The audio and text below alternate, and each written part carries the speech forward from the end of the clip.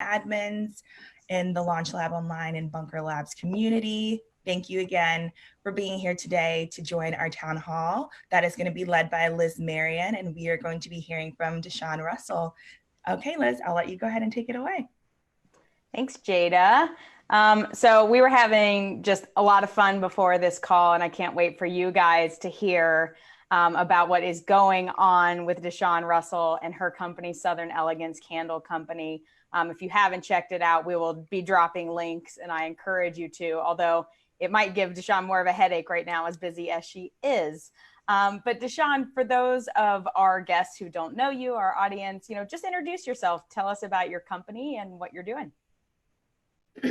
Hello, my name is Deshawn Russell. I'm the owner of Southern Elegance Candle Company, and we are really a home fragrance company. We started with candles, and now we have a variety of home fragrance products, and they are all Southern themed. So it's all about living in the South, celebrating living in the South, celebrating our culture here and our way of life. So all of our fragrances are based off of agriculture that grow in the South, and all of our candles have a Southern theme and a Southern name to them. Not just our candles, but our candles and our room sprays and our diffusers, which we haven't launched yet, but they're coming soon. All the things. All the things, that's right.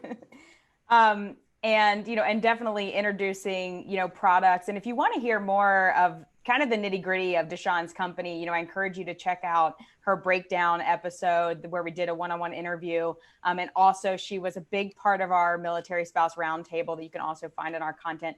But today we are going to talk about resilience and pivoting, specifically amidst our challenging times that we've had in the last, I guess 4 months now. Four coming up on 5. So Deshawn, when COVID hit, we were together very soon before that, actually shooting the roundtable, and then COVID hit literally right after we came back. I got back home. So can you talk to us about your initial just experience of that and reaction as a business owner? Like, what was that first 2 weeks like? Not curse, because I'm like, it was pure hell is what it was, because I had to, everything shut down, like literally overnight. It was like the businesses shut down, the mall, like just everything. It went from like regular to nothing, and it felt like it was overnight. And I had to shut down the company. I had to lay off all of my employees. I have a cart at the mall. We had to just shut literally it felt like the state just sent all of the businesses a message and was like, close and tell you people to file for uninsurance. And it was just kind of like, oh, what? So nothing in my experience, like in my life, period, had prepared me for that type of challenge. So it was literally 1 month. You guys were here. We had filmed this great little documentary, and it was like we were celebrating and everything was going wonderful. And the next day it was like black, nothing. And so it was very, very difficult to kind of see how I was going to make it. And I just tell everybody, I'm like, if your business can survive this, you'll be fine. Like, if you can get through this, you'll be fine. And that's just what I kept telling myself. Figure out how to make money. Just every day, just figure out some kind of way to make money, and it'll be okay. So that's kind of where my mindset was at that time. And when you first, decided that, okay, still make money, but everything shut down, what did you really start to think about and double down on in terms of how to still bring revenue in? I said, people are sitting at home and they're bored. So if I could just get these candles in front of people, or if I could do stuff to get in front of people, maybe they'll buy a candle. That's all I was thinking. They're bored. Like, I couldn't find toilet tissue, ended up buying it online. So I was like, I think this is going to fundamentally change how we function as a society. I mean, people buy stuff online anyway, but now, like, you were forced to buy stuff that you had never even considered buying online. So I was like, I think this is going to be a huge shift in just how we shop. And I'm just going to be one of the products that people just buy online. So I was like, if I could just keep getting in front of people, keep getting in front of people, keep talking to people, eventually they'll buy the candles. Well, one of the things, about your product too, in the messaging is bringing home, to like bringing home to wherever you are. And I know that we've talked about this. I live in Southern California. I have a lot of Deshawn's candles because it reminds me of growing up in the South and being home, which, I'm always homesick of. So talk about that a little bit during a time of this challenge for people just being in their homes alone, and things like that, and how you kind of took that messaging and really also put that out there and said, bring that into your house and you can order it online. So a couple of things happened that launched us and made us go viral, basically is what happened. A couple of things. Number one is good branding. So from the beginning, my tagline has been faith, family, and community. Faith, family, and like we live in the South, like everybody go to church, everybody is like really family oriented and community oriented. And that community part was like about being all inclusive. Clearly I'm Black. So a lot of Southern brands you see, they have blonde haired, blue eyed, and like the imagery is very, very upper middle class, white sorority kind of girl kind of imagery. And then here I come with this, celebrating living in the South, because all I know, I was born in Dothan, Alabama. I grew up in Roseboro, North Carolina. I worked in the fields when I was a kid. I grew up with my great grandmother literally on a dirt road. She had an outhouse until I was like, I don't know, 12. Like, this is really this was not some kind of made up story in a boardroom. Like, this was really my life. And I was like, and it was fabulous. Like, I love it. So that part of it, like, really just crossed all of these lines, and people were like, oh, this is a wonderful story. And they could just relate to the sense, because they're all based off of Southern agriculture. So when we start talking about Nashville, a lot of people been there. If we start talking about Charleston and the scent is sweet tea, who doesn't drink sweet tea in the South? It's like almost sacrilegious to drink unsweet tea here. So, all of the messaging and the branding just really, you're sitting at home, you're bored, you're kind of reevaluating life and what's important. And all of a sudden, the job that you literally cannot go to, you're reevaluating, do I even like that job? And I miss my family. You can't go see them, especially if they're older, because you don't want to kill them, because COVID is killing the elderly. So it's like all of these things wrapped up in one, and you can buy this little candle that makes you feel warm and fuzzy on the inside. And so that part happened first. And so we saw sales start picking up, and I was like, oh, I might have to bring some people back. So then it got to the point where I couldn't make and fill the orders by myself. And I was like, okay, let me bring one person back. Then I was, okay, let me bring two people back. And so we were all just kind of in here, do-de-doing along. And then, I don't know, something happened in our country, and people were like, buy from a Black person. Like, literally, that was the hashtag, buy Black, buy support Black, support Black people, just in general, and when that hashtag hit and a lot of people just started tagging us, we went from doing, 20, 30, 40, 50,000 a month to this month we're on track to do 100,000. I had to hire like 9 people in a matter of a week just to get orders out. We're out of space in this warehouse. We got 5 pallets of supplies this week. My suppliers were running out of supplies. And that never happened before, where I was like in here, like running around with my hair on fire because we couldn't get orders made. We couldn't make candles fast enough. We couldn't ship them fast enough, and we couldn't get supplies in here fast enough. That had never happened. So for me, it was just about all of these things that I had built the company on, and then the state of the country all just kind of came together at one time. That's incredible. And it's really just also about you, like we talked about, doubling down, even when, you were going through COVID. And I want to come back to some of those milestones that you're making. But first, as an entrepreneur, a lot of people talk about their team. And, as you call it, you live in the sticks, and your warehouse is in the sticks. which I've been there. It's a lovely little spot, surrounded, by a little wooded area and everything. But I said it's surrounded by trees. it is. That's Yeah. it. Well, I don't see a lot of those where I am, so I like that. One of the things is that you mentioned you had to lay off your staff, and these are people that were relying on you for employment. You've talked about that a lot in the interviews that we've had, and in the narrative story that we also have for Bunker Labs. So can you talk about that experience a little bit, that laying off experience? That's a really hard challenge for an employer, especially a small employer. I cried more than they did. Like I cried, and when I tell you I cry every day, like I cry every day. And then they kind of saw it coming because you can see the orders kind of dwindling. And I'm like, you guys, you're gonna have to file for unemployment. And now this is not a knock to anybody else, but from day one, I paid unemployment insurance, even though I'm a small business and didn't have to. So when I called the people, and I only had like one employee at the time, and I was like, how do you do this? And the lady was like, ma'am, you really don't even have to pay unemployment. Like, you're not even, like, what are you doing? And I was like, nope, set up my account. They wouldn't even set it up in the beginning. And I just kept calling, like, I want an account, set up my unemployment account. So I've been paying unemployment insurance for all of my employees from day one.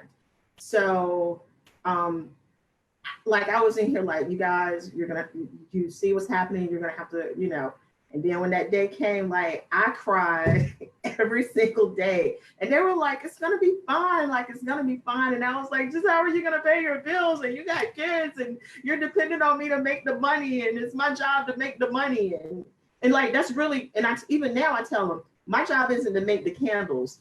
My job is to make the money, to figure out who's gonna buy the candles. So I take my job as the rainmaker, the money maker, the person that's got to figure out how to grow the business. Like I take that very seriously. So the fact that we were in a position where I didn't know how we were going to make any money was like traumatizing to me.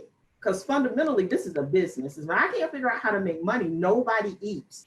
Like nobody eats. Nobody has a home. Nobody has a roof. Granted, they'll go out and find another job, but ultimately, my job is to make sure everybody is comfortable. And at that moment, I didn't know how that was going to happen because nothing like this had happened in the world before. Virus comes and shuts down the whole world, basically. So I'm telling you, I cried more than they did. When I think that as an employer and a small business, and you talk about, you just kind of reference this vision of the one who makes the money and also what your candle company is going to be from the start of it. And I know that we've talked about this, what your vision is in the long term. Has that changed at all, or just has it caused you to sprint quick, faster to that vision of how you're approaching your business? Nope, hasn't changed a bit. Faith, family, and community. Because when COVID hit, I just prayed. I was like, Lord, I don't know how this is going to work. But we got to figure something out, and really the community rallied around me. One of the first things that happened is one of my friends put out an APB because I was like, I don't even know if I'm gonna make payroll. And she like put out a message to all of our friends, hey, go buy some of her candles. And my friends bought candles, and that was like how I made payroll, like for one of the weeks in March where we had shut down and got 0 orders. And so the community, the whole time, this has been about the community rallying around small businesses. So for me, this is like the basic building blocks of the whole business is, exactly what happened. So absolutely nothing has changed. Nothing has changed in our voice. Nothing has changed in how we talk to people. Nothing has changed in our marketing material. Like literally, absolutely nothing has changed because what it was built on was so solid, true, and authentic that we didn't have to do anything. And being, product-based business, I really like talking to you about this because we hear a lot, from service-based businesses, but as a product-based business, you're sitting on inventory usually, and you're deciding, how much to make ahead of time, and things like that. To basically, you're making projections on how much you're going to sell. So can you talk about that just as a product-based business, sitting on inventory and then going through these challenges and how that maybe changes, your approach or calculations specifically? So I tell everybody, like when you start a product-based business, you just think that you're making a cute little thing that smells good. Like that's what you're thinking. And then it becomes, okay, you have your middle people that you're ordering from. And then you get to a level where you got to like make a decision, like I got to cut out the middleman and go straight to the supplier. But when you go to the supplier, that means you got to buy in bulk and it's going to cost more. It's going to be cheaper, but you're going to get way more. So it eats up all of your money. So there have been plenty of months, like this is going to be, even though we're on track to do 100,000, usually I take about 10% from my salary, whatever our monthly sales are, 10% comes to me. And that's kind of on the low end really for a business, but 10% comes to me. So my whole salary this month went towards buying fragrance oil because we got to the point where buying 10-pound jugs, literally I bought one, it came in on a Wednesday. Thursday, it was gone. And I was like, whoa, and then she gave me a list of fragrances that we were low on. We literally got them last week and I have to buy them again this week. And I couldn't buy 10 pounds anymore. And we got 30 fragrances and I had to buy 15 of them at 25 pounds drums now. And when I went to her and she was looking at the sheet and she was like, each one of those costs at least $250. And I was like, yeah, at least. And so it becomes this thing where all of a sudden I understand investors. Like I understand why product-based businesses need investors because your money literally is tied up in inventory. We got 5 pallets of supplies this week. 2 of them were shipping, 3 of them were containers. And I didn't even order any wax. The wax pallet will come next week. So it becomes, if you don't manage it and if you don't understand what you're doing, you will bankrupt the company. Like you really will. Or your growth will slow because you have to shut down your website, which I've seen some of my friends have to do because they couldn't afford to buy in bulk that they needed to fill the orders. And it's like this double-edged sword that you're always trying to figure out, how do I manage my supplies and my inventory? And I'm looking out there and I got $50,000 at least in inventory and raw goods and finished products, versus how much am I going to pay myself this month, or what's not going to get done, or where am I going to get this extra money in order to scale to the next level? So I don't even know that there's an answer to that question. You can grow very, very slowly. Or in my case, I'm lucky that I have income from other sources that even if I don't sell any candles, all my bills get paid. So, but I think that is a issue that a lot of small businesses make that are product-based. How do you manage the raw goods and inventory with finished product versus the money coming in and spending it and prioritizing what's important? And I don't even think that there's the easy answer for this because I've talked to several people and there have been no answers. Now, one of the things that I did, because earlier last week I was having this issue and I brought it up in a CEO circle call with Bunker Labs. And I was like, hey, I'm having issues scaling. Like I'm having to, as fast as I'm making money, I'm spending it. And I'm not just spending it on, I'm really spending it on stuff that we need. So how do I balance this? And, I got some really great suggestions. And then I called a friend that works in manufacturing. He said, raise your prices. And I was like, what? Raise my prices? He said, yeah, raise your prices. I said, by how much? He was like, as much as you think you can raise them. So I went and raised prices and absolutely nothing happened. We got more orders. And so that helped. I'm like, oh, you mean just 1,000 candles a week? I'm $2,000 extra dollars a week. What? This is all I needed to do? So like little things kind of help you along the way, but ultimately that is like we're at a precipice now that we have to like make some hard decisions about how we're going to scale the company, control the growth, or take on investors. Like what are we going to do at this level?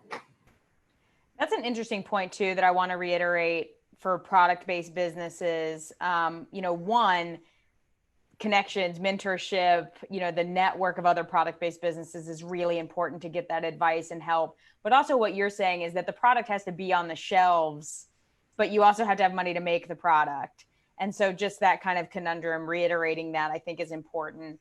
So I want to talk about one other challenge that you faced very recently, and everybody knows, being what's going on in our country and with the civil unrest, with a product-based business, I think this is actually pretty unique as well, is that you faced looting for your business, as you mentioned, the stand that was in the mall, in the Fayetteville Mall. So that is something I don't think that entrepreneurs and business owners think about ever, that they're going to have to face.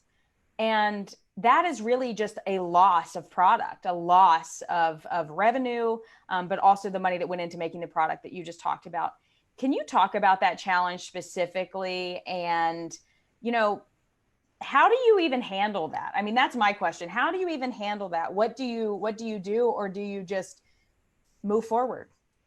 So I'm gonna be honest. I don't know how. All I know how to do is be honest, and so this might piss off a few people, but whatever. So what happened was the mall shut down, and I was on Facebook, and I was literally looking at people kicking the doors at the mall because they were live. They were live on Facebook, looting Walmart first, which Walmart is like maybe a block away from the mall. And I'm looking at them loot Walmart, and I'm just like, what in the world? Like, what is happening in the world? Is like what I was thinking. Oh, let me back this up. I was at the mall earlier that day when they told us to leave. And I was like, why are they telling us to leave? Because I was talking to one of my employees there about new products that we were bringing in and yada, yada, yada. And he was like, well, they told us to leave. And I'm like, what? So me and him were walking out, and he was like, do we need to secure this, or do we need to do anything? And I'm like, it's the mall. Like, no, it's the mall. Like, what? No. And then so later on that night, like I'm looking at them kicking in the door at J.C. Penney's and busting out the glass over by the food court, which we're located by the food court. And I'm like in shock looking at what is happening. And I just feel like my blood pressure, like what? They are literally looting the mall. And so luckily for me, my kiosk got candles. So ain't nobody really trying to steal a whole bunch of candles. We lost a little bit of product, but it wasn't like some of the jewelry stores and the J.C. Penney's, they still haven't opened. And some of the other stores, if they didn't have those chain things that come down that are really secure, then they got looted. But if you had, real good security, you did. But the kiosks, the carts, and all of that, we basically got a cloth around our little space. That's it. That was the, So if you had something that people wanted, they took it. Luckily for me, I mean, candles are very heavy, so it's not like they were going to take all of our inventory, but we definitely got hit, and it was just shocking. Like, it was just shocking to me, and it really pissed me off. It really, and I'll tell everybody, I'm as Black as they come. I'm as Black as they come. I went to a HBCU. I graduated from I went to a high school that was segregated, and I graduated in 1989. So my high school was typical of inner city schools where they redlined communities and had all of the Black kids go to one school. So I went to a school that was majority, all Black basically, and located in the hood. And then I graduated from Fayetteville State, which is at HBCU. I was working on my doctorate at South Carolina State, which is another HBCU, when I quit and started this company. I was a teacher, and I advocated for Black and brown kids all the time. I would go find them and force the administration to put them in my class because I felt like they were smart enough to be in there.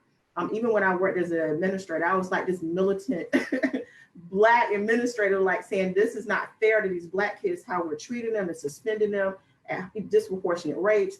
So like, I would tell people, don't question my Blackness. Like, don't come for that, because this is not going to end well for you. And I'm in a Black sorority. Like, black husband, black kid. I got a black male kid on top of that. Like, don't come from my blackness.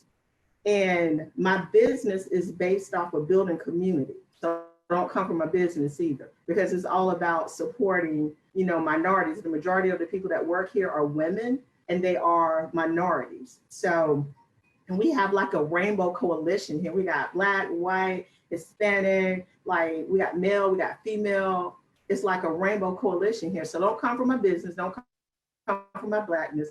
And this looting is, pissing me off. So I didn't handle it well, quite frankly. You still see like I'm still heated about it. I just didn't handle it well, because I felt like some of the people that were suffering were the people that were also giving back to the community. And so for me, like I still struggle with, I understand the anger because I've been harassed by the police. I've been stopped by the police. My husband has been stopped by the police. Like I've had those negative experiences, but then to have my business like this, kind of violated, it's hard to find the middle ground. So I understand why some businesses didn't know what to say, So I'm still struggling with it. Because I understand it from a black person and as a person that has a black son, but I'm also like struggling with it as a business owner because I'm like, this shit ain't right. Like, really? And some of the businesses downtown, they literally put on the glass, this is black owned, so that the looters would not like kick in the glass. And it worked. So it's just been like this real strange dichotomy. But in a sense, I'm glad it's happened because it's opened up like this dialogue that we can have as a business and as a country and as a community. So it's just one of those things that I think we're going to struggle with for a while. And I definitely don't have any answers. Yeah, and I'm really appreciative of the dialogue as well, having this conversation, especially with our audience and things. I think this is important, especially for business owners and entrepreneurs that really don't know what to do. But something else came from that you alluded to earlier. Something else came from the civil unrest, which is the, buy from Black businesses. And a major influencer mentioned Southern Elegance Candle Company. And this is going to lead me to get to some of those milestones that I want to talk to you about in depth. Can you talk about what that did for your company and what happened from that? I was sitting at home chilling, and then I hear the cash register going off on the phone. Now, not on my iPad. Cha-ching, cha-ching. And I was like, what? That's odd. Okay. Ka-ching, ka-ching, ka-ching, ka-ching. And I was like, what is happening? So I go to the website, and it's like 100 people on the website all over the country because it gives you a little dot of where people are. And I'm like, 100 people on the website at like 8:00 at night? What? This is weird. So then I was like, okay, let me log on to social media because clearly somebody has said something. And a friend of mine that has another small business was like, it's great to see my friend being shouted out by, oh God, the name of the influencer just escaped me. I'll tell y'all what it is when it comes back to me. And I was like, I had never even heard of these people. And I was like, well, who is this? So then I clicked on it and it had 300,000 followers. And she basically said, here are some phenomenal Black companies, go buy from them. And I was like, oh, okay, this is nice. And then we woke up the next morning and we had 300 orders. And I was like, oh, this is interesting. And then and so we got out about 100. And then the next day we had 500 orders. And then the next day, like we're shipping out hundreds of orders. We're like every day we're shipping out 100 and we're still going in the hole. And so we're hovering at like 600 orders in the hole every day. We're shipping out orders. I'm hiring people. I'm getting supplies in. And I'm like, what is like happening here?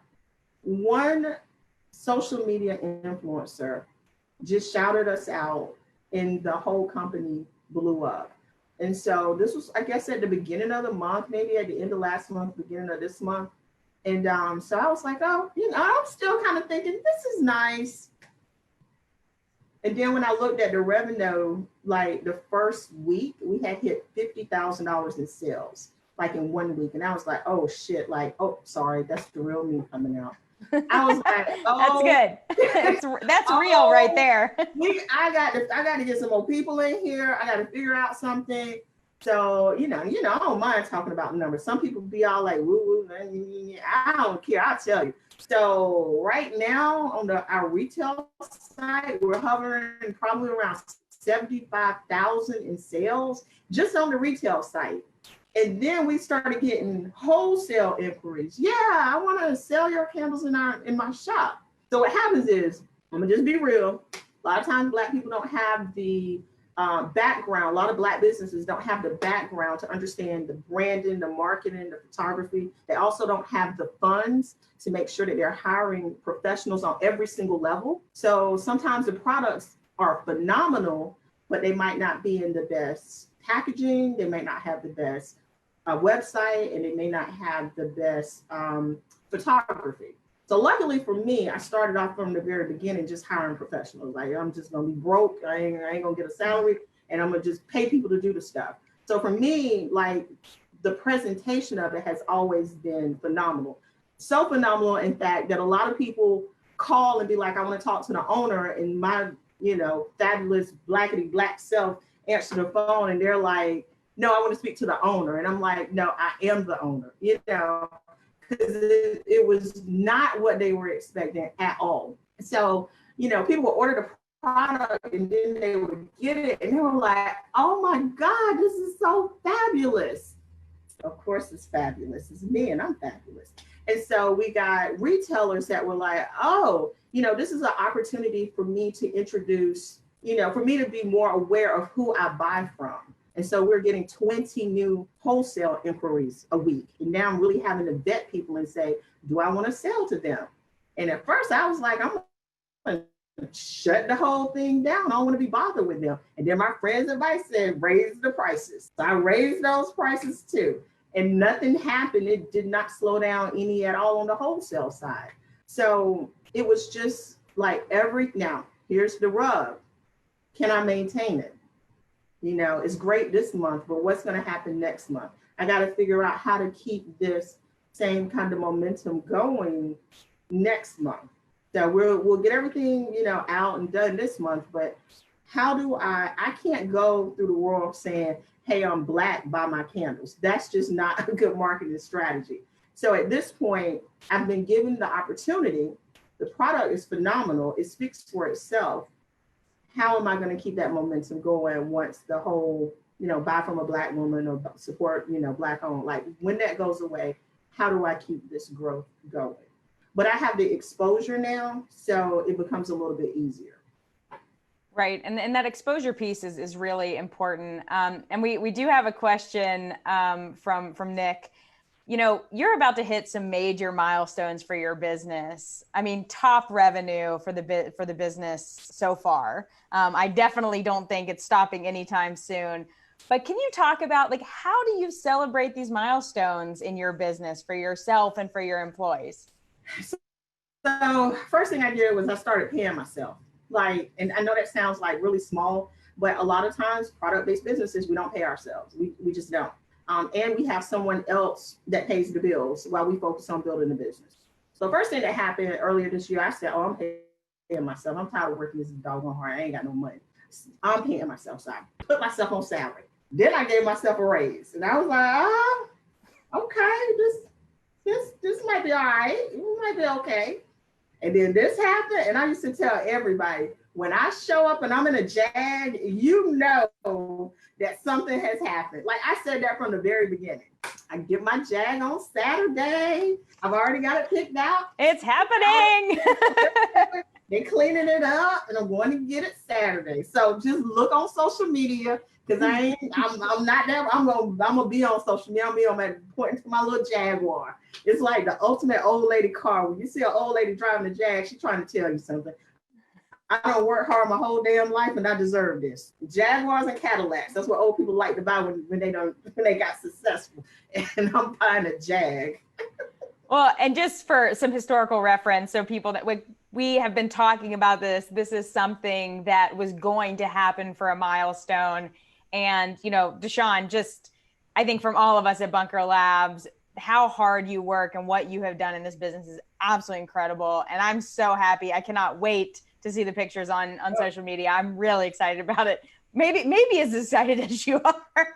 I did the goalpost arms earlier when she told me. It was very exciting. But we do have some questions from our audience that I want to get to. Okay. One from Stacy, who says, what has been your experience with your banking or financing relationship through the pandemic?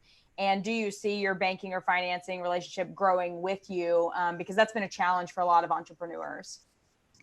So, I mean, we just gonna keep this conversation real. I'm Black, and the first banks I showed up to, they were like, talk to us when you start making money. And then I started making money, and they were like, talk to us when you start making more money. And then I'm in a small town, and so I was doing what I do. One of the branch that's here is owned by an older white lady, and she came and she was like, I want you to start an account at our bank.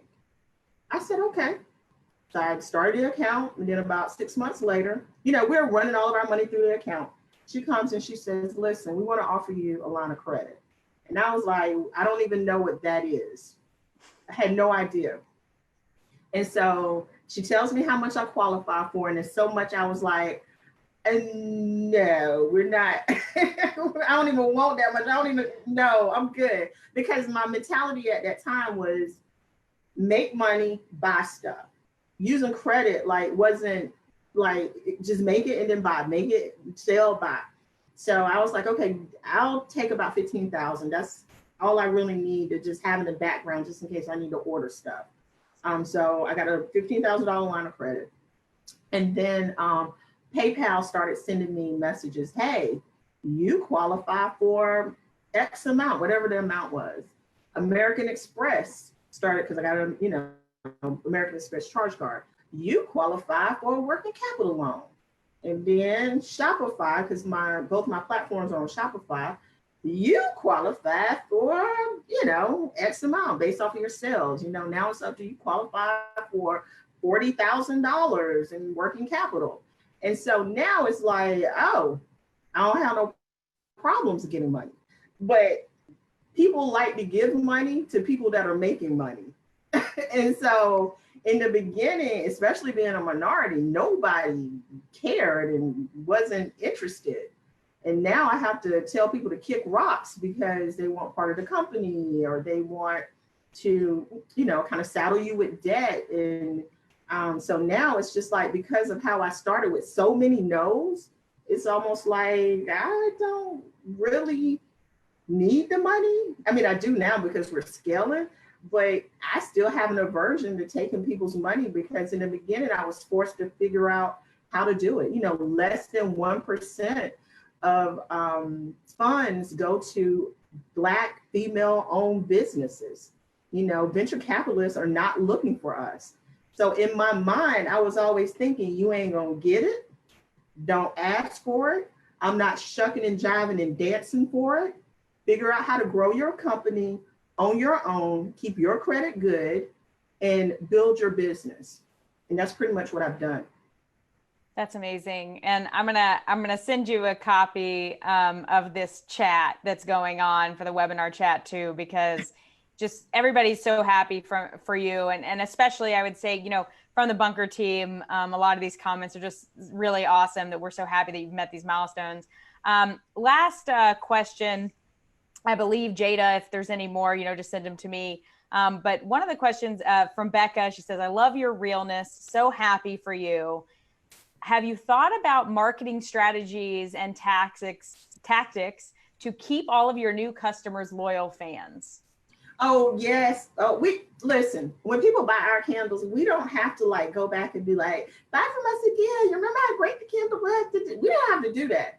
They literally hit us up and they go, okay, I'm burning the back rows. It's almost at the end. What do I need to get next? The products are just that phenomenal that when people buy from us, we become their new candle company. They don't even care about whatever they were doing before. So what we do is we just constantly introduce new stuff to them. We're introducing new scents. We're going to have this thing called Christmas in July, where they help us pick out our next fall and holiday scent. So we've narrowed it down to 4.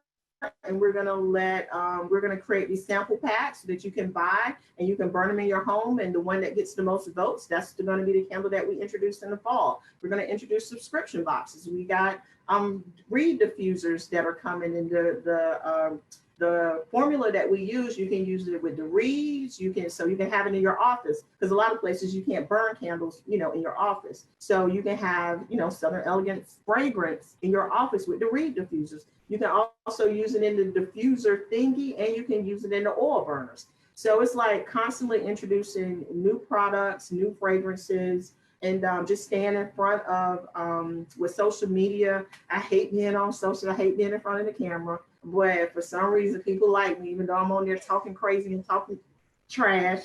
It's because you're real. You tell people like it it when I'm on camera. So, just doing stuff like that. But we, amazingly, about 40% of our customers are repeat customers. Not now, because we got so many new, but we get so many messages. Like me, and I told the girl that was handling it, Brandis, I said, okay, I'm gonna just have to hire somebody to do this, because I'm up and she's up. I can see her responding to people like 11 o'clock at night, because we're getting so many people saying how great it is and how they love it. So just stand in front of them, remarketing, retargeting, them ads that follow you everywhere. Yeah, you're going to see Southern Elegance on Facebook, Instagram, Google searches. You're going to be visiting web pages and be like, yeah, time to come back, buy a candle.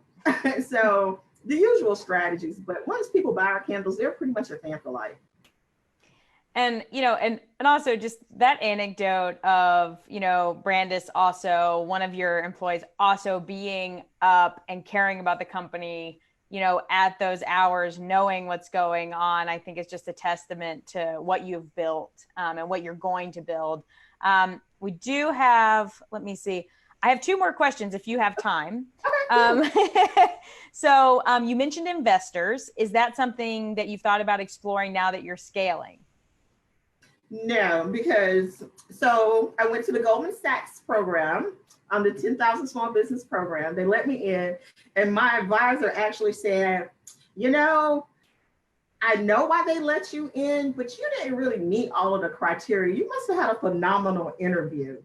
And I was like, I did.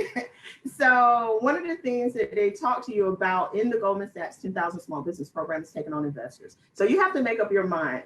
I got a 10-year plan to sell the company. I'm not going to tell you what the number is, but it's a lot. So it's a whole lot. So I got a 10-year plan to sell it. And so you got to, think, do you want to take on investors now that may give you $250,000? And then you sell the company in 10 years and they may get millions back on their investment. Can you do it on your own? You know what I'm saying? Because you're going to take a small investment now, and it's going to be a big payout later. So if I ever get to the point where I cannot grow the company myself, I can't leverage the working capital and the credit that I have. If I get to the point where the company is growing so much that I cannot do it on my own, I will take on investors. I'm not crazy. But am I looking for investors? Am I excited about taking on investors? No, because I'm a Black female and I started the company thinking I wasn't going to have them. And I created a whole plan that didn't include them, basically. But if it gets to the point where I can't do it on my own, I'm all about making money. So I'm going to do what I have to do to get to my point where I can make as much money as possible. And if that's an investor, I will take them on. That's great. Absolutely. And also I have a question from Monifa, who says, what is your next step after this first wave of success? Do you mentor other people or have conversations with new business owners? Listen, I think I know the answer. I was a teacher for 22 years. I have to tell people I'll be 50 this year. I'm old. I'm an old lady in this game. I might not look it, but I'm an old lady. So in 10 years, I'm going to be 60. The only thing that I'm going to do when I sell this company is sit in a rocker on an island somewhere. I'm not talking to nobody. I did all that talking when I was a teacher. I'm not mentoring nobody. Y'all better watch the videos that I put on YouTube and hire somebody else. All I want to do, I have inspired and touched the lives of people my whole life. When I'm done with this, the next wave is spending the money. I'm gonna travel. I'm gonna buy more Jags. I'm gonna buy people to cook and clean for me. I'm gonna take trips. I'm gonna spoil the kid and the grandkids and the family. I ain't doing nothing that's gonna involve any kind of work. And I am dead serious about that. So I understand, people that want to give back. I gave back when I was a teacher. And when I get rich, I'm just gonna spend my money on designer stuff because I grew up poor. Did I mention barefoot on a dirt road? Yeah, I'm gonna just spend my money on designer stuff. That's all I'm gonna do. I think that's all found its way into the scents of your candles for sure, and how you grew up. And then, who knows, maybe the new lifestyle will inspire some new candle scents. I can see it. Paradise, beach.